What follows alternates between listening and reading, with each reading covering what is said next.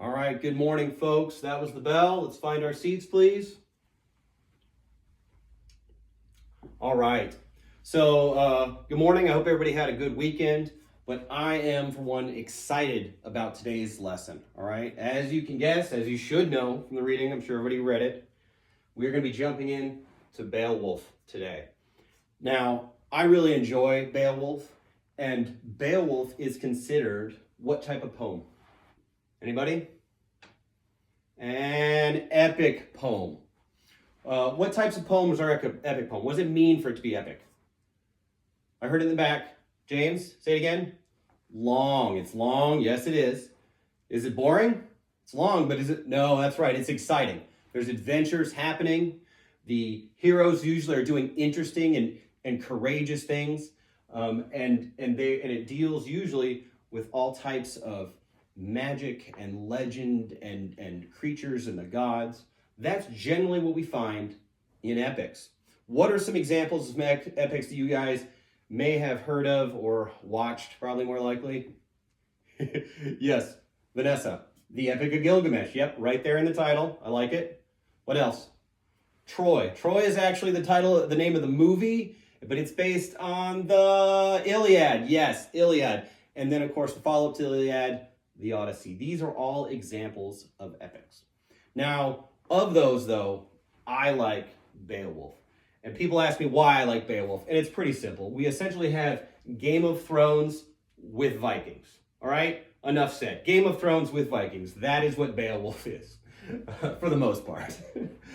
So what we're going to be doing as part of our continued series on looking at these classic works of literature, we're going to be looking today at the first section. We're going to be looking at key aspects, things that will help expand our knowledge as we read, things that we should look out for. And then we're going to work with those today as we look at different sections.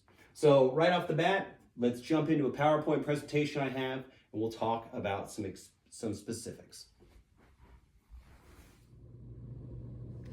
All right, so here we are. We are going to be discussing Beowulf. As I mentioned previously, Beowulf is considered an epic poem, and it comes out of the Danelaw, which is a specific area of England we'll discuss here in a moment. But what's really interesting about Beowulf is what we don't know about it. We don't know who wrote it. We don't know who the author is. That has been lost to history. We don't know if he even intended to be called Beowulf. It is just referred to as Beowulf because that's the name of the central protagonist. We have a rough idea of the time frame from which it comes from the 7th, 8th century. And we've got and we do know where it comes from, though, thankfully. And that is the Danelaw. Now, the Danelaw was an area of England. So during the 6th, 7th century, the Vikings had raided quite a bit through all of eastern England and had begun bringing their people there. It is a much lusher, better area for farming than they have in Scandinavia, and they were essentially moving in. And so we had the kingdoms of Mercia, Wessex, of Northumbria constantly fighting to keep the Vikings at bay. Eventually, they decided that it was easier to strike a peace deal with the Vikings than to constantly fight them. So what they did is they established the Danelaw. This area was set aside for Danes to rule and to live in outside of the Anglo-Saxon kingdoms. So we have the Danes, and this kingdom in the Danelaw lasted for a little over a century. So we had perhaps two generations that were born and raised in the Danelaw that had never been to Scandinavia where their ancestors had come from. So they were completely separated from their homeland, from their native culture, and they were surrounded on all sides by enemies, by the Anglo-Saxons who did not want them there.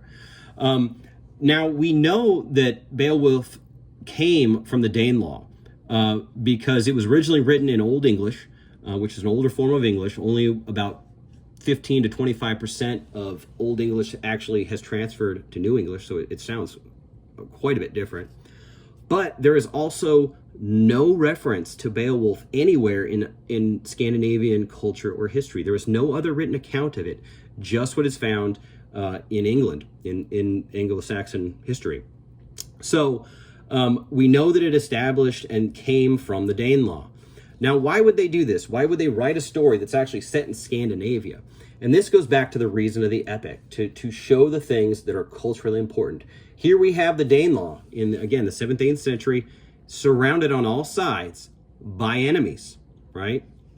So this is the setting of Beowulf in ancient Scandinavia. And we have a very similar outline, as you can see. The Danes, the heroes of the story, are centrally located right there in the center of the map. They are surrounded on all sides. The Geats, the Swedes, the Jutes, they are surrounded. Now, this whole area at the time was broken into much smaller clans and groups. There wasn't the large kingdoms that we saw later of Denmark and Norway and Sweden. So these small groups would constantly raid and fight against each other for wealth and for land especially, trying to outmaneuver each other. It was a very dangerous time. It was much more lawless than anything that we can imagine today. And Danes were left to essentially rely on one another and each other for their protection and their prosperity. All right, sound familiar to the Danelaw? So yes, we have a setting set in ancient times reflecting what the Danes were dealing with in the Danelaw. All right, it should also be noted that this time is a time when they still believe in magic and monsters and dragons. They're still using those myths to explain things in the world around them that they can't explain themselves. So now as we get further into Beowulf, there's 4 aspects that we're going to be looking for, 4 things we need to be on the lookout for to consider. The first is style. Beowulf is a poem. It is an epic poem, and it was written, again, in Old English, but in a style that's known as alliterative verse. And this simply means that it was multiple sounds would be found in the same lines that would rhyme, all right? And it's believed that this was used as a way to help people memorize the poem. And this is one of the theories is because this started as an oral tradition. This is a poem that was told again and again before people could read and write. Next, we're going to look at the historical context, which I've already touched on briefly. We're going to look at, it's a period of constant warfare, of constant battle, and that they believe in the magic and the monsters that are happening. Next, we're going to consider the form. All right, this is an epic, which means that it is a poem, and it is narrative in nature. It's quite long. And what narrative just means is that it tells a story, right? This poem is going to tell a story. It's set in the distant past, and it's going to show heroes doing feats of adventure, and it's going to demonstrate culturally significant traits. And that part is important, guys, because as we read through this, we are going to see indications of things that the Danes held as important. And finally, we're going to consider the point of view. This poem is written largely in a third-person omnipotent text, which just means we are seeing it from a narrative standpoint, from a narration standpoint, I should say, as if someone was telling us the story around a campfire. This would be opposed to like a first-person perspective, where we're seeing everything through Beowulf's eyes or Grendel's eyes, which would tell a very different story, obviously. All right, so what we're going to be doing is we're going to be selecting lines out of this. Now, these are lines you all should have read if you're keeping up on the homework. And we are going to break them down by these 4 traits. So I'm going to read this one for the group. So Hrothgar's watchman mounted his horse, and riding down to the beach, he brandished his mighty spear shaft and spoke his challenge. Who are you, strangers, who come here armed, sailing your tall ship over the sea roads? I have long kept my watch at land's end, so that no raiders who reach our shore should pillage and plunder the Danish homeland. So let's break that down a little bit. All right, let's break that down by the 4 aspects that we just talked about: style, historical context, form, and point of view. So style, and I've already marked it up here, we can see the points where we see sounds repeating in the lines. Spear shaft and spoke this challenge. And then again later on, shore should pillage and plunder. Again, that rhyming scheme intended to make it easy to memorize so it could be repeated. And this is something I'm going to want you guys to look out for as we go further and further into the reading. Now, the historical context. Now, essentially, this whole thing talks about the historical context because, first off, we have a watchman, right? He's a guy standing guard. He talks about defending the land's end and keeping people away from pillaging and plundering the Danish homeland. We can see right away that they are used to being attacked. They have set a guard, obviously. This is something that must be constantly worried about in this setting and in this timeline. Form. Again, it is a long narrative. It is telling us a story, but most importantly, it's demonstrating culturally significant traits. So what are some of the traits that it is demonstrating? Anybody? Vanessa, yes. Yes, the watchman, he is being watchful. He's being attentive. He is following his duty, probably his orders. Absolutely. What else is the watchman doing? Going down to the beach. Anybody?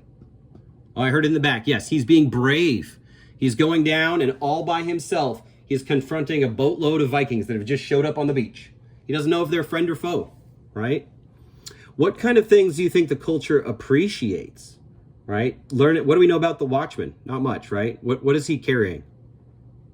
A mighty spear shaft, right? So they appreciate strength of arms, which would make sense, right? Because they've got to defend themselves, defend their coast.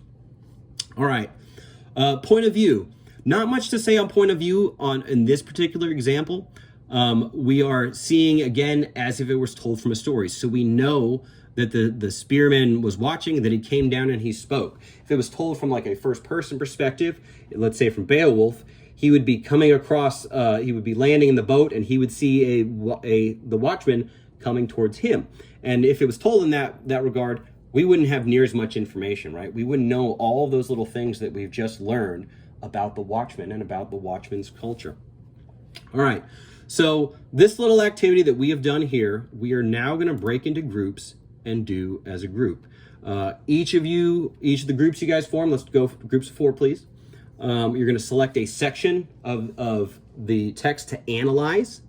Then you're going to go through and you're going to point out instances of style, historical context, form, and point of view, right? And I really want you guys to think about it because what's going to happen then is you're each going to take turns. Each group is going to come up here and present the selection that they had. They're going to read the lines and explain why it meets one of those 4 aspects, right?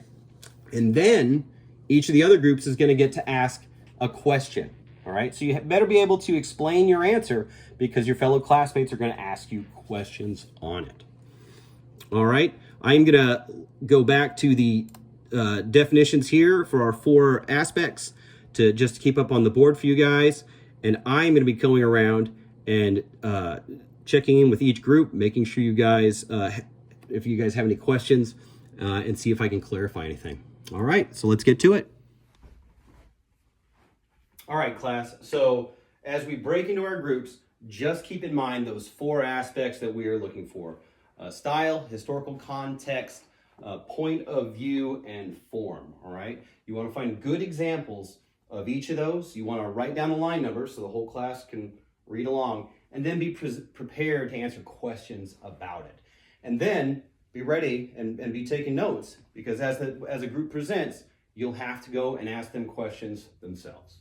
All right, I'm going to be moving around, like I said, just checking on everybody, making sure that there's no questions, and offering any clarification I have. All right. Hey, Javier, if you need it, I've got copies of the presentation and my notes.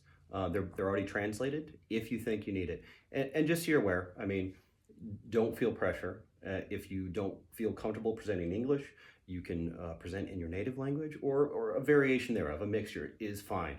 But I am looking forward to hearing you present. I know you're going to do a great job. All right? Absolutely. Thank you.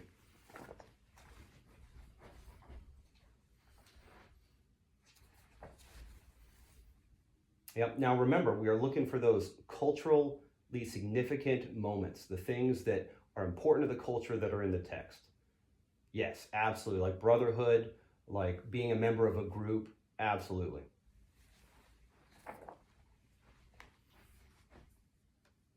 Oh, my fast burner's over here. Hey guys, I know you guys are reading ahead. You're doing a great job. So I would like you to go ahead and fill out the assignment just like everybody else. Be prepared to present.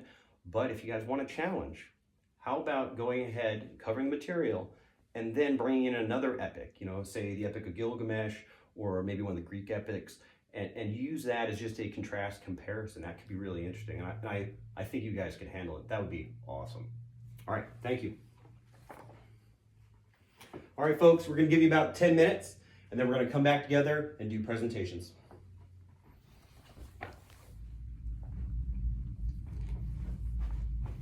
All right, folks, you did an excellent job in those presentations. I really appreciate it. You guys were obviously paying attention during the presentation, applied it. Great questioning, by the way. That is one thing I love. All right, so we have one more activity, and that is gonna be a worksheet. I know. You'll get to take it home, you'll get to work on it, but I want everybody to work on this independently, all right? This is gonna be your way to apply what we've learned here today, what you've learned in your group sessions and in your group discussions to yourself. So again, we have at the top of this, we have a section from Beowulf, one that we had not yet discussed in the groups or in the presentation. And then again, a breakdown: style, historical content, form, and point of view. I want you guys to take direct lines out of there, direct quotes from the section, and then give me 1 or 2 sentences for each explaining why that applies. All right, so we're gonna hand these out. All right, absolutely. Oh, hey Josh, just so you know, I mean, if you have trouble in struggling with this assignment, don't worry about it. Just do what you can. Come in the next day, we'll talk about a different timeline for getting this done, or maybe find something else that'll work along the same lines, all right? It's not that big a deal, but I appreciate you trying. I appreciate you keeping up at it. All right, buddy, thanks.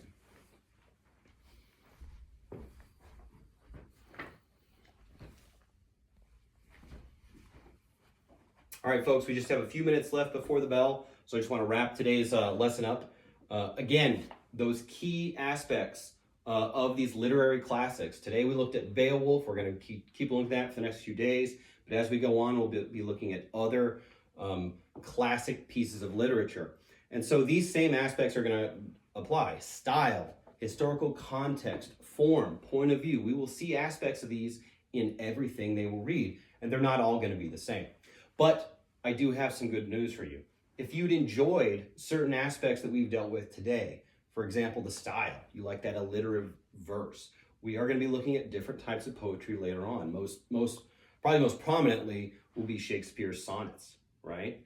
If you enjoyed the historical context, understanding what makes these stories important in their time, we will see more about that later when we look at Macbeth, for example. So what I want you to do is, if you found something that you've enjoyed today and in our continued reading of Beowulf, is know that there's more of it out there, right? This is just the first step. This is just one epic story, and there are a lot more of them out there. You can take it, you can read it, you can enjoy it, and you can learn from it. All right, you guys have yourselves a great day, and we will see you again tomorrow.